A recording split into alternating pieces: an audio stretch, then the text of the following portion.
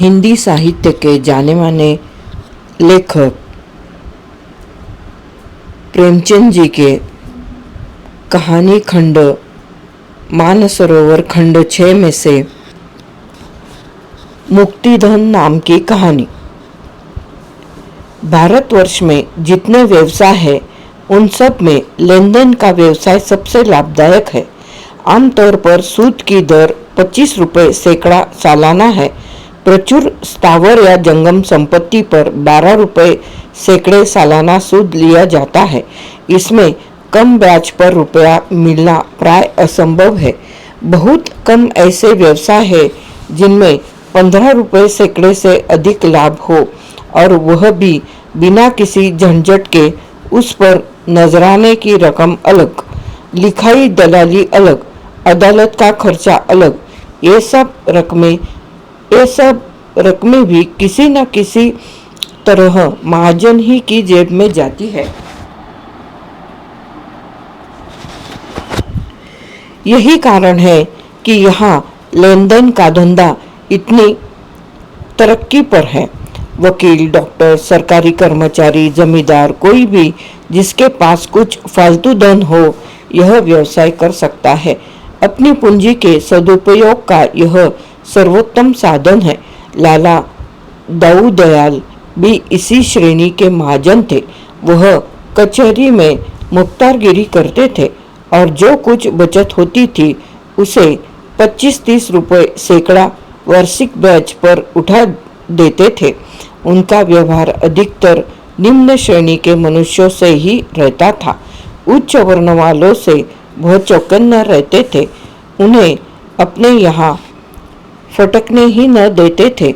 उनका कहना था और प्रत्येक व्यवसायी पुरुष उसका समर्थन करता है। उनका कहना था कि ब्राह्मण, क्षत्रिय या कायस्थ को रुपए देने से यह कहीं अच्छा है कि रुपया कुएं में डाल दिया जाए। लेते समय तो इनके पास बहुत संपत्ति होती है, लेकिन रुपए हाथ में आते ही वह सारी संपत्ति गायब हो जाती है। उस पर पत्नी, पुत्र या भाई का अधिकार हो जाता है, अथवा यह प्रकट होता है कि इस संपत्ति का अस्तित्व ही न था। इनकी कानूनी व्यवस्थाओं के सामने बड़े बड़े नीति शास्त्र के विद्वान भी मुंह की खा जाते हैं। लाला दाऊ दयाल एक दिन कचहरी से घर आ रहे थे। रास्ते में उन्होंने एक विचित्र घटना देखी। एक मुसलमान खड़ा अपनी गौ बेच रहा था और कई आदमी उसे घेरे खड़े थे। कोई उसके हाथ में रुपए रखे देता था, कोई उसके हाथ से गौ की पगहिया, ढोर बांधने की रस्सी, गौ की पगहिया मतलब ढोर बांधने की रस्सी छीनने की चेष्टा करता था। किंतु वह गरीब मुसलमान एक बार उन ग्राहकों के मुंह की ओर देखता था और कुछ सोचकर पगहिया को और भी मजबूत पकड़ लेता था। गौ मोहनी रूप थी, छोटी सी गर्दन, भारी पुट्ठे और दूध से भरे हुए थन थे। पास ही एक सुंदर बलिष्ठ बछड़ा गौ की गर्दन से लगा हुआ खड़ा था। मुसलमान बहुत क्षुब्ध और दुखी मालूम होता था। वह करुण नेत्रों से गौ को देखता और दिल महसूस कर रह जाता था। दाऊ दयाल गौ को देखकर रिझ गए। पूछा, क्यों जी, यह गौ बेचते हो? क्या नाम है तुम्हारा? मुसलमान ने दाऊ दयाल को देखा तो खुश होकर उनके समीप जाकर बोला, हाँ हुजूर, बेचता हूँ।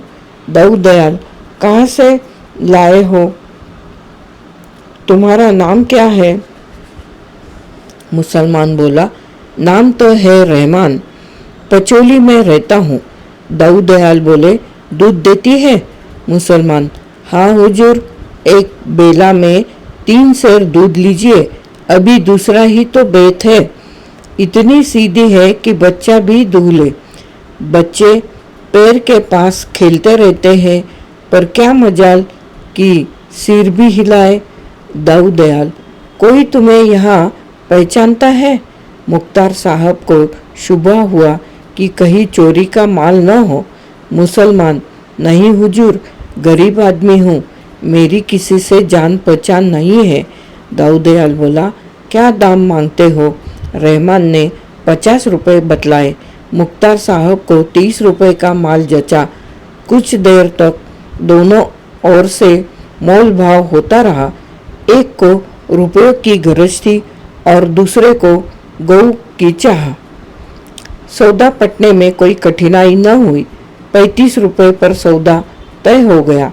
रहमान ने सौदा तो चुका दिया, पर अब भी वह मोह के बंधन में पड़ा हुआ था। कुछ देर तक सोच में डूबा खड़ा रहा, फिर गऊ को लिए मंद गति से दाऊदयाल के पीछे पीछे चला। तब एक आदमी ने कहा,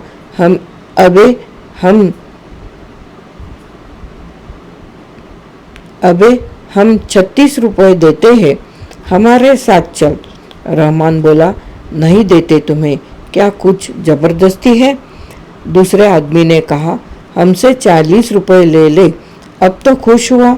यह कहकर उसने रहमान के हाथ से गाय को ले लेना चाहा, मगर रहमान ने हामी न भरी। आखिर उन सब ने निराश होकर अपनी राह ली। रहमान अब जरा दूर निकल गया तो दाऊदयाल से बोला, हुजूर, आप हिंदू हैं, इसे लेकर आप पालेंगे, इसकी सेवा करेंगे। ये सब कसाई है, इनके हाथ में 50 रुपये में भी न बेचता। आप बड़े मौके से आ गए, नहीं तो ये सब जबरदस्ती से गौ को छीन ले जाते। बड़ी विपत में पड़ गया हूँ सरकार, तब यह गाय बेचने निकला हूँ, नहीं तो इस घर की लक्ष्मी को कभी न बेचता। इसे अपने हाथों पाला पोसा है, कसाईयों के हाथ कैसे बेच देता सरकार? इसे जितनी ही खली देंगे उतना ही यह दूध देगी। भैंस का दूध भी इतना मीठा और गाढ़ा नहीं होता। हुजूर से एक अर्ज और है, अपने चरवाहे को डांट दीजिएगा कि इसे मारे पीटे नहीं। दाऊदयाल ने चकित होकर रहमान की ओर देखा।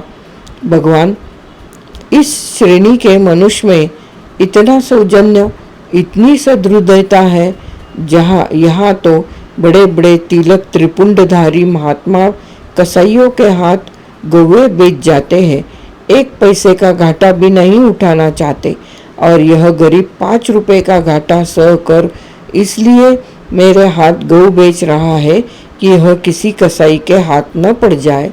गरीबों में भी इतनी समझ हो सकती है। उन्होंने घर आकर रहमान को रुपए दिए। रहमान ने रुपए गांठ में बांधे, एक बार फिर गौ को प्रेम भरी आंखों से देखा और दाऊदयाल को सलाम करके चला गया। रहमान एक गरीब किसान था और गरीब के सभी दुश्मन होते हैं। जमींदार ने इजाफा लगान का दावा दायर किया था। उसी की जवाबदेही करने के लिए रुपयों की जरूरत थी। घर में बैलों के सिवा और कोई संपत्ति न थी। वह इस गौ को प्राणों से भी प्रिय समझता था, पर रुपयों की कोई तदबीर न हो सकी तो विवश होकर गाय बेचनी पड़ी।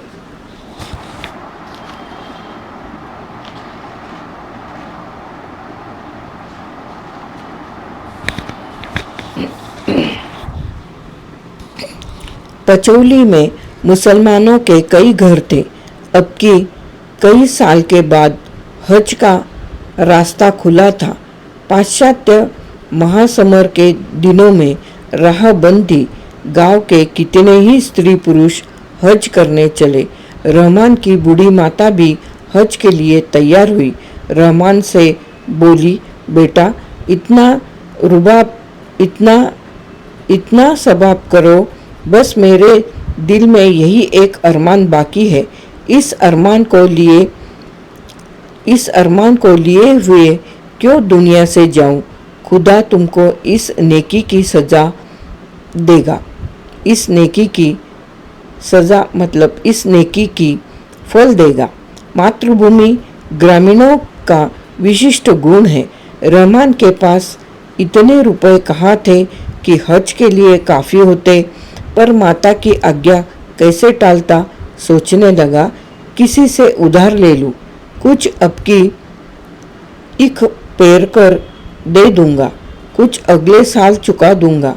अल्लाह के फजल से इख ऐसी हुई कि कभी न हुई थी।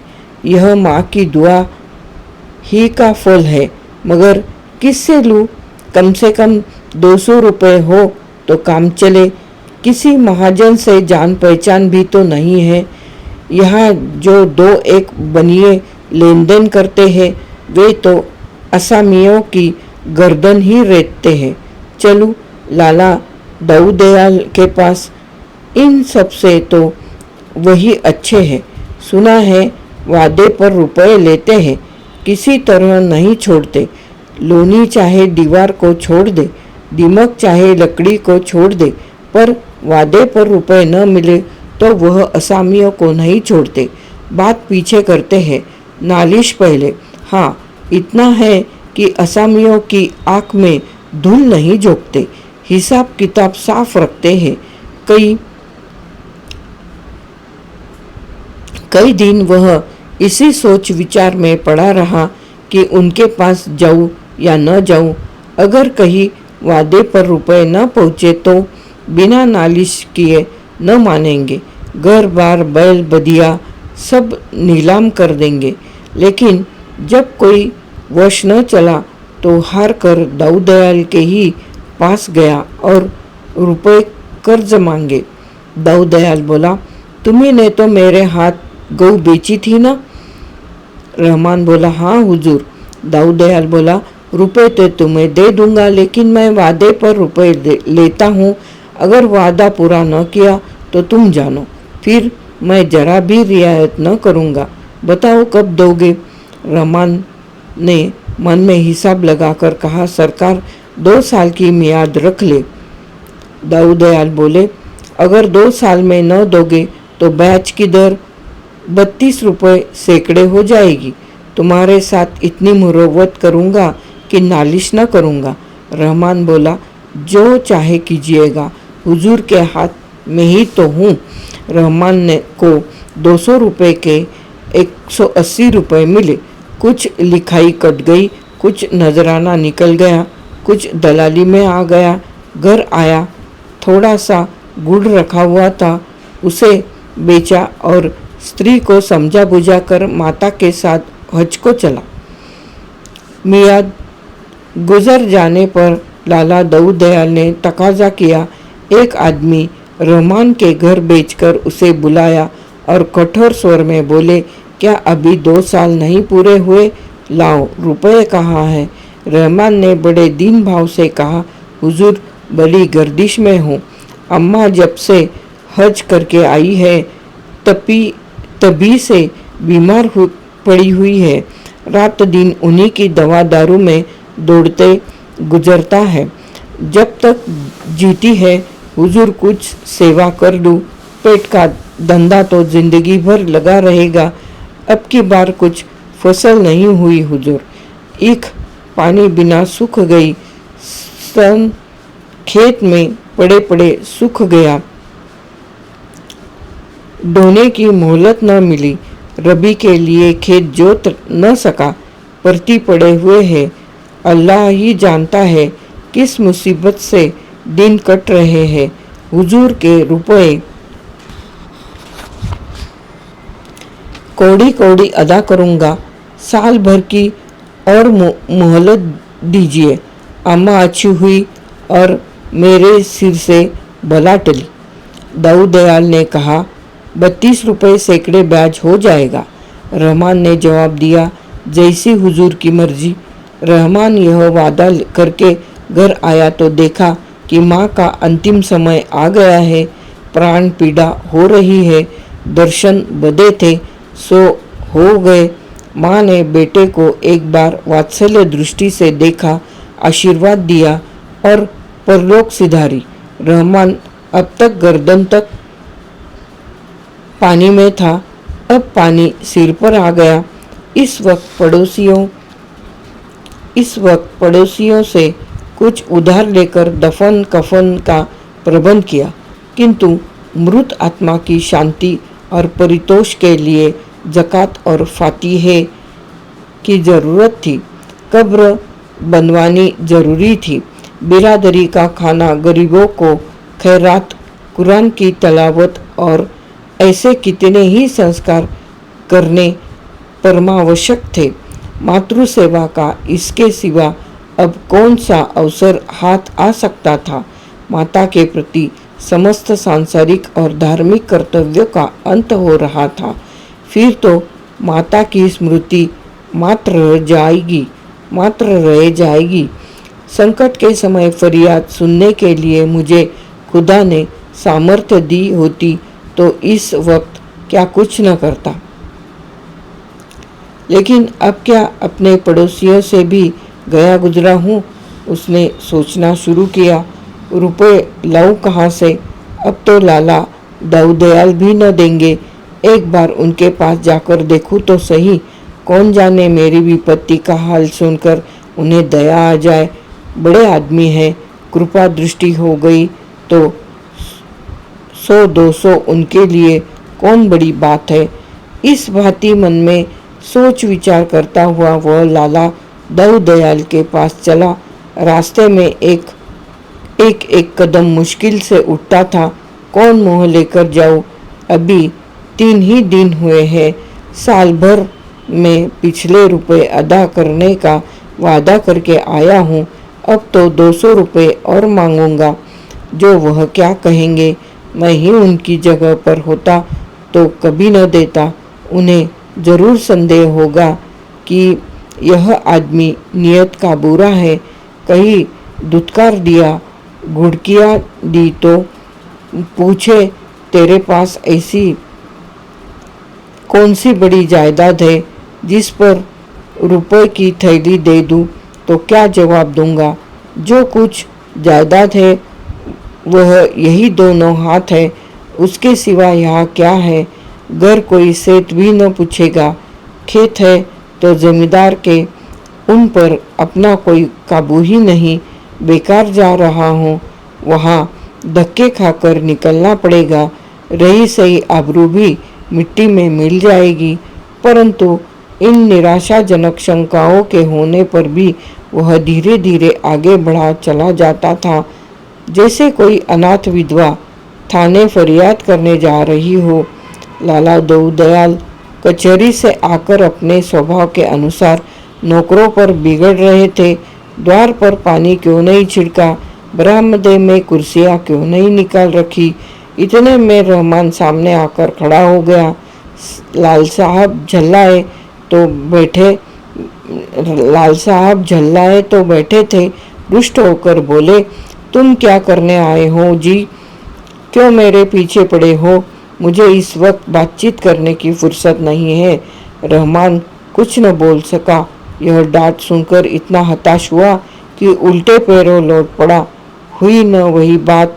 यही सुनने तो मैं आया था। मेरी अक्ल पर पत्थर पड़ गए थे। दाऊदयाल को कुछ दया आ गई। जब रहमान बरामदे के नीचे उतर गया तो बुलाया। जरा नर्म होकर बोले, कैसे आए थे जी? क्या कुछ काम था?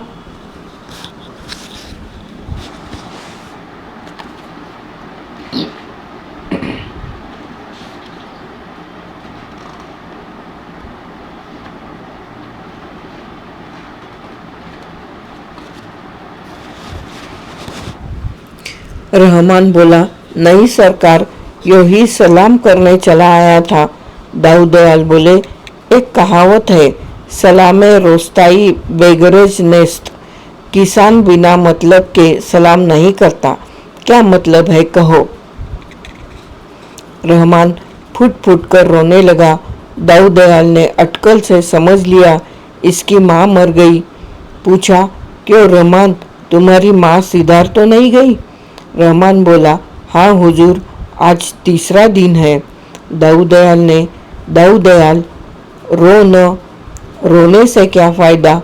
सब्र करो। ईश्वर को जो मंजूर था वह हुआ। ऐसी मौत पर गम न करना चाहिए। तुम्हारे हाथों उनकी मिट्टी ठिकाने लग गई। अब और क्या चाहिए। रहमान, हुजूर, कुछ अर्ज करने आया हूँ, मगर हिम्मत नहीं पड़ती। अगर पिछला ही पड़ा हुआ है और अब किस मुंह से मांगू, लेकिन अल्लाह जानता है कहीं से एक पैसा मिलने की उम्मीद नहीं, और काम ऐसा आ पड़ा है कि अगर न करूँ तो जिंदगी भर पछतावा रहेगा। आपसे कुछ कह नहीं सकता, आगे आप मालिक है। यह समझ कर दीजिए कि कुएं में डाल रहा हूँ। जिंदा रहूँगा तो एक एक कौड़ी मैं सूद के अदा कर दूंगा, मगर इस घड़ी मना न कीजिएगा। दाऊद दयाल, 300 तो हो गए, 200 फिर मांगते हो। 2 साल में कोई 700 रुपये हो जाएंगे, इसकी खबर है या नहीं? रहमान बोला, गरीब परवर, अल्लाह दे तो 2 बीघे ईख में 500 आ सकते हैं। अल्लाह ने चाहा तो मियाद के अंदर आपकी कौड़ी कौड़ी अदा कर दूंगा। दाऊद दयाल ने 200 रुपये फिर दे दिए। जो लोग उनके व्यवहार से परिचित थे, उन्हें उनकी इस रियायत पर बड़ा आश्चर्य हो रहा था। खेती की हालत अनाथ बालक की सी है। जल और वायु अनुकूल हुए तो अनाज के ढेर लग गए। इनकी कृपा न हुई तो लहलहाते हुए कपटी मित्र की भांति दगा दे गए। ओला और पाल, सूखा और बाढ़, टिड्डी और लाही, दीमक और आंधी से प्राण बचे तो फसल खलिहान में आई, और खलिहान से आग और बिजली दोनों ही का बैर है। इतने दुश्मनों से बची तो फसल, नहीं तो फैसला। रहमान ने कलेजा तोड़कर मेहनत की, दिन तो दिन और रात को रात न समझा। बीवी बच्चे दिलोजान से लिपट गए। ऐसी ईख लगी कि हाथी घुसे तो समा जाए। सारा गांव दांतों तले उंगली दबाता था। लोग रहमान से कहते, यार अब की तुम्हारे पो 12 है, हारे दर्जे 7, 100 कहीं नहीं गए, अब की बेड़ा पार है।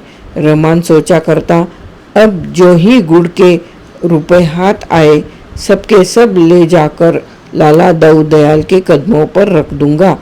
अगर वह उनमें से खुद 2-4 रुपए निकाल कर देंगे तो ले लूँगा, नहीं तो अब की साल और चूनी चोकर खाकर काट दूंगा। मगर भाग्य के लिखे को कौन मिटा सकता है। अगहन का महीना था। रहमान खेत की मेट पर बैठा रखवाली कर रहा था। ओढ़ने को केवल एक पुरानी गाढ़े मोटे कपड़े की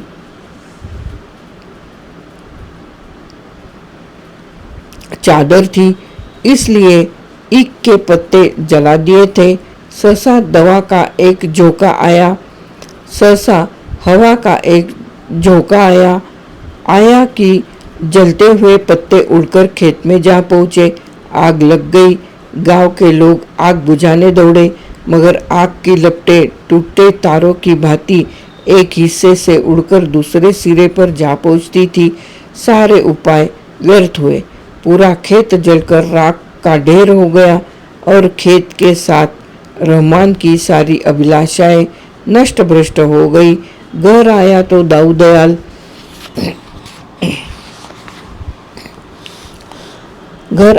दाऊद दयाल के रुपयों की फिक्र सिर पर सवार हुई।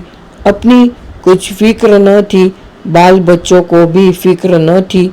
भूखों मरना और नंगे रहना तो किसान का काम ही है। फिक्र कर्ज की। दूसरा साल बीत रहा है। 2-4 दिन में लाला दाऊद दयाल का आदमी आता होगा। उसे कौन मुंह दिखाऊंगा? चलकर उन्हीं की चिरोरी करूं कि साल भर की मोहलत और दीजिए। लेकिन साल भर में तो 700 के 900 हो जाएंगे। कहीं नालिश कर दी तो 1000 ही समझो। साल भर में ऐसी क्या बरस जाएगी, क्या स्वर्ण मुद्राएं बरस जाएगी। बेचारे कितने भले आदमी हैं, 200 रुपया उठाकर दे दिया। खेत भी तो ऐसे नहीं कि बैरिहन करके आबरू बचाऊं। बैल भी ऐसे कौन से तैयार है कि 200-400 मिल जाए। आधे भी तो नहीं रहे। अब इज्जत खुदा के हाथ है। मैं तो अपनी सी करके देख चुका। सुबह का वक्त था। वह अपने खेत की मेट पर खड़ा अपनी तबाही का दृश्य देख रहा था। देखा, दाऊ दयाल का चपरासी कंधे पर लठ रखे चला आ रहा है। प्राण सूख गए। खुदा, अब तू ही इस मुश्किल को आसान कर। कहीं आते ही गालियां न देने लगे। या अल्लाह, कहाँ छिप जाऊं। चपरासी ने समीप आकर कहा, रुपए लेकर देना नहीं चाहते। मियाद कल गुजर गई। जानते हो ना, सरकार को 1 दिन की भी देर हुई और उन्होंने नालिश ठोकी, बेभाव की पड़ेगी। रहमान ने कांपते हुए कहा, यहाँ का हाल तो देख रहे हो ना। चपरासी बोला, यहाँ हाल हवाल सुनने का काम नहीं, ये चकमे किसी और को देना। 700 रुपये ले चलो और चुपके से गिनकर चले आओ। रहमान बोला, जमादार, सारी ईख जल गई। अल्लाह जानता है, अब की कोड़ी कोड़ी बेबाक कर देता। चपरासी बोला, मैं यह कुछ नहीं जानता। तुम्हारी ईख का किसी ने धोखा नहीं लिया, तुम्हारी ईख का किसी ने ठेका नहीं लिया। अभी चलो, सरकार बुला रहे हैं।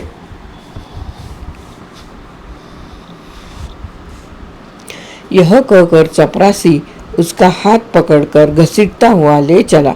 गरीब को घर में जाकर पगड़ी बांधने का मौका तक न दिया।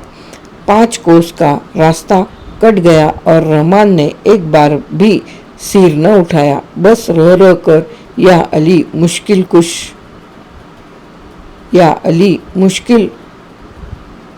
कुशा उसके मुंह से निकल जाता था। उसे अब इस नाम का भरोसा था, यही जब हिम्मत को संभाले हुए था, नहीं तो शायद वह वही गिर पड़ता। वह नैराश्य की उस दशा को पहुंच गया था जब मनुष्य की चेतना नहीं, उपचेतना शासन करती है। दाऊ दयाल द्वार पर टहल रहे थे। रहमान जाकर उनके कदमों पर गिरकर बोला, खुदाबंद, बड़ी विपत्ति पड़ी हुई है। अल्लाह जानता है, कहीं का नहीं रहा। दाऊ दयाल बोला, क्या सब ईख जल गई। रहमान बोला, हुजूर सुन चुके हैं क्या। सरकार, जैसे किसी ने खेतों में झाड़ू लगा दी हो। गांव के ऊपर ईख लगी हुई थी। गरीब परवर, यह दैवी आफत न पड़ी होती तो और तो नहीं कह सकता, हुजूर से उरीन हो जाता। दाऊ दयाल बोला, अब क्या सलाह है, देते हो या नालिश कर दूं। रहमान बोला, हुजूर मालिक है, जो चाहे करे। मैं तो इतना ही जानता हूँ कि हुजूर के रुपए सिर पर है और मुझे कोड़ी कोड़ी देनी है। अपनी सोची नहीं होती। 2 बार वादे किए, दोनों बार झूठा पड़ा। अब वादा न करूँगा। जब जो कुछ मिलेगा लाकर हुजूर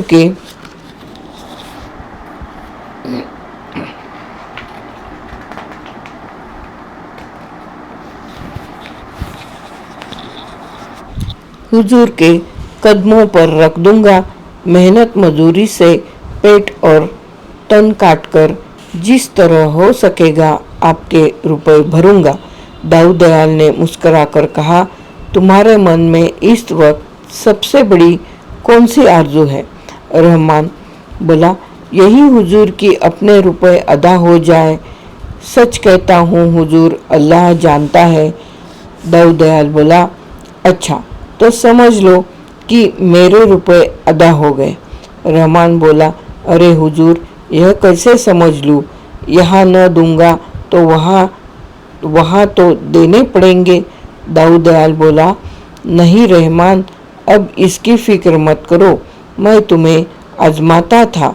रहमान बोला, सरकार ऐसा न कहे, इतना बोझ सिर पर लेकर न मरूंगा। दाऊद दयाल बोला, बोझ कैसा जी, मेरा तुम्हारे ऊपर कुछ आता ही नहीं, अगर कुछ आता भी हो तो मैंने माफ़ कर दिया, यहाँ भी वहाँ भी। अब तुम मेरे एक पैसे के भी देनदार नहीं हो। असल में मैंने तुमसे जो कर्ज लिया था वही अदा कर रहा हूँ।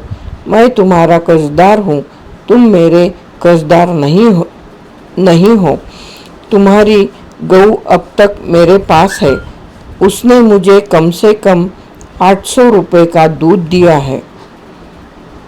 2 बछड़े नफ़े में अलग। अगर तुमने यह गऊ कसाईयों को दे दी होती तो मुझे इतना फ़ायदा क्यों कर होता। तुमने उस वक्त 5 रुपये का नुकसान उठाकर गऊ मेरा हाथ बेची थी, वह शराफत मुझे याद है। उस एहसान का बदला चुकाना मेरी ताकत से बाहर है। जब तुम इतने गरीब और नादान होकर एक गऊ की जान के लिए 5 रुपये का नुकसान उठा सकते हो, तो मैं तुम्हारी 100 गुनी हैसियत रखकर अगर 400-500 रुपये माफ़ कर देता हूँ तो कोई बड़ा काम नहीं कर रहा हूँ। तुमने भले ही जानकर मेरे ऊपर कोई एहसान न किया हो, पर असल में वह मेरे धर्म पर एहसान था। मैंने भी तो तुम्हें धर्म के काम ही के लिए रुपए दिए थे। बस हम तुम दोनों बराबर हो गए। तुम्हारे दोनों बछड़े मेरे यहाँ हैं, जी चाहे लेते जाओ, तुम्हारी खेती में काम आएंगे। तुम सच्चे और शरीफ आदमी हो, मैं तुम्हारी मदद करने को हमेशा तैयार रहूँगा।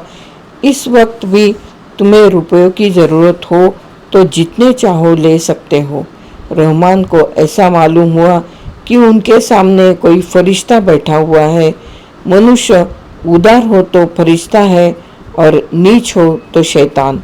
ये दोनों मानवीय वृत्तियों ही के नाम है। रहमान के मुंह से धन्यवाद के शब्द भी न निकल सके। बड़ी मुश्किल से आंसुओं को रोक कर बोला, हुजूर को इस नेकी का बदला खुदा देगा। हुजूर इस नेकी का बदला खुदा देगा। मैं तो आज से अपने को आपका गुलाम ही समझूंगा। दाऊद दयाल बोले, नहीं जी, तुम मेरे दोस्त हो। रहमान बोला, नहीं हुजूर, गुलाम। दाऊद दयाल बोले, गुलाम छुटकारा पाने के लिए जो रुपए देता है उसे मुक्तिधन कहते हैं। तुम बहुत पहले मुक्तिधन अदा कर चुके, अब भूलकर भी यह शब्द मुंह से न निकालना।